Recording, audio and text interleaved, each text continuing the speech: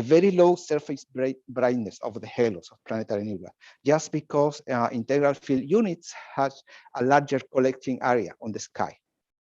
But more recently, Robert Walsh and Ana Monreal Ibero are using them to investigate the 2D excitation, the 2D abundances of different planetary nebula. And they are seeing, for instance, that extinction could be varying within the phase of the PN that we see in projection.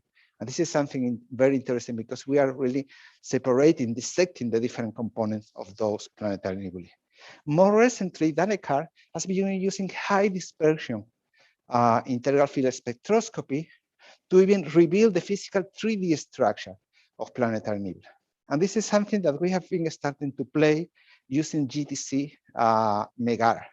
MEGARA in particular has a high dispersion grating in the H-alpha and nitrogen 2 spectral range that provides a velocity resolution of 15 kilometers per second. This is good enough to resolve the fastest component of planetary nebulae. And in particular, we have been using the IF uni with 567 fibers with a shape hexagonal with a size of 0.6 arc seconds approximately. So using these tools, we have been doing the different works. And in particular here, I'm going to focus on three different. One led by Jacqueline on a fast outflow in the PN HUBI1. Another one led by her on a very compact planetary nebula, this 31st source in the second catalog of Minkowski, that is M2-31. And finally, one that was led by me on the jet in the NGC 2392, the Schema Nebula. HUBI1 has become very popular recently, since we claimed in 2018 that it could be one of the very few PN which is a born-again planetary nebula. We have several observations that were pointing along this direction, and we published them. And since then, the object has become very popular in PN research. We found in this source that the low ionization emission, which is typically seen in planetary nebula here in the outside, as revealed by the nitrogen 2 emission, we see here in red, or we see here in red. But in the case of HUBI1, which is this source, actually this low ionization emission is inside the PN, it's closer to the central star, which is something that was completely unexpected. This is not typical for photo-ionized nebula.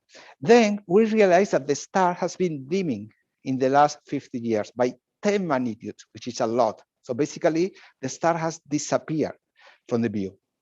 And finally, we also realized that it has a helium-2 emission, which is difficult to believe because the star has an effective temperature of about 30,000 Kelvin, which is not enough to photoionize the material. So based on this piece of evidence, and also on some evidence for shock excitation in the inner shell, the recombination of the outer shell, we see a lot of dust emission from there with a lot of carbon lines.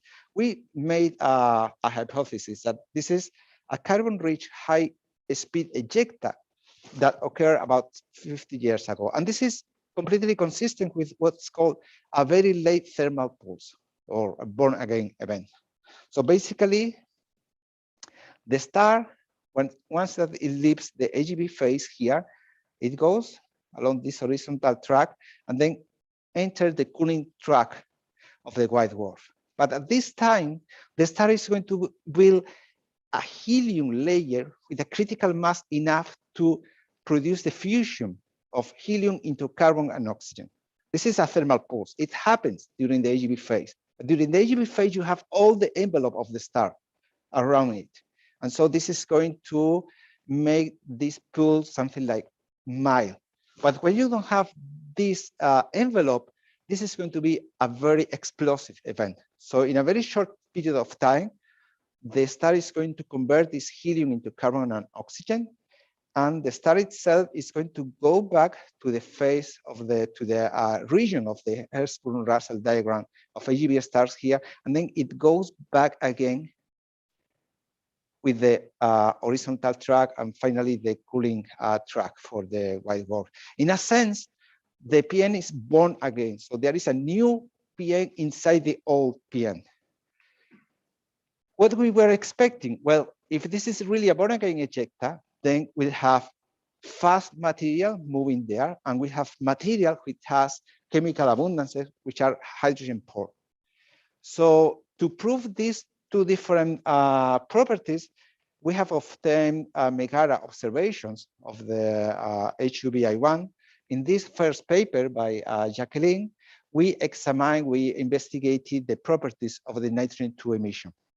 So here you see the velocity profile of the nitrogen-2 emission, and you see that there is winds with high velocity there. So we like different isovelocity images that you see here, going from the say systemic velocity to the red and to the blue. And so we realize here that there is ejecta moving at the speeds of about 200 kilometers per second that have been ejected some 100 or 200 years ago. So it really depends on what's the bulk velocity of the material to make these numbers. But this is also consistent with the idea that there was a recent born again event here. So more recently, we have been trying to determine what are the chemical abundances of this ejecta. This is very difficult because when you have a multiple shell planetary nebula, you typically have much brighter emission inside than outside. So in this case, if you take the spectrum of the innermost region, it has some contamination from the outermost layers, but this is very small. And in most cases, it could be considered negligible. But here, in the case of HUBI1, we have that in the case of the Balmer lines, the outer region is much brighter than the inner region. And so you cannot neglect the contribution from the outer layer to the spectrum of the inner shell.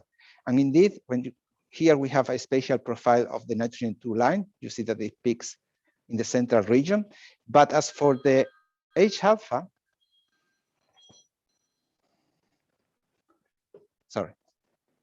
But as for the H-alpha, you see that most of the emission comes from the outer shell here, and there is some bump of emission here and there that correspond really to the H-alpha emission from the inner shell. This is very difficult to excise.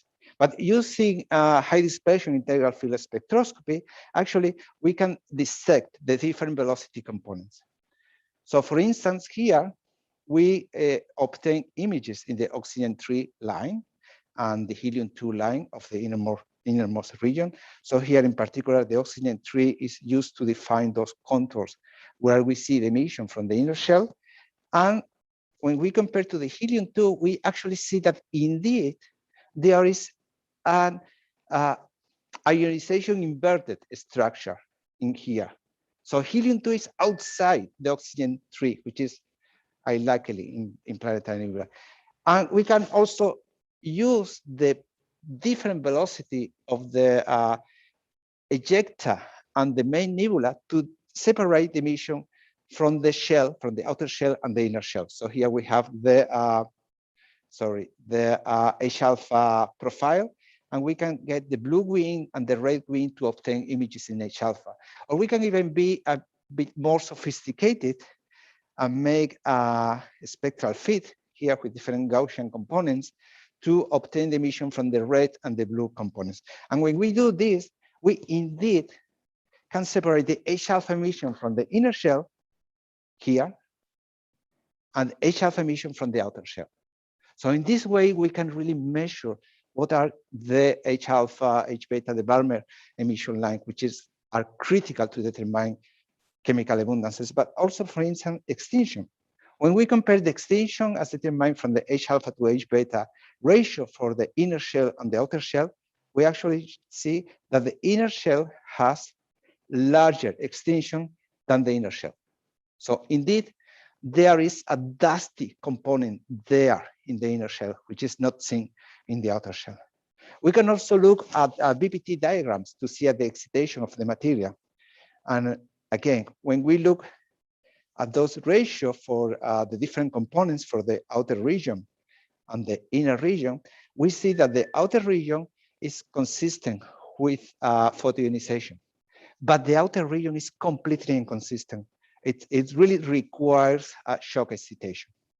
At this moment, Borja is doing the calculation for the chemical abundances. Actually, Borja Perez Diaz is also helping him for doing this task using mappings, which is the code for shock. And we are finding evidence that the chemical abundances indeed are hydrogen pore, which is consistent with a born-again event. Then I move to this compact PN, N2-31, which is known as a spectroscopic bipolar nebula. So when you look at the image, you see nothing. But when you look at the spectra, you see really a fast velocity component there. It has a WC46 central star, a Wolf-Rayet central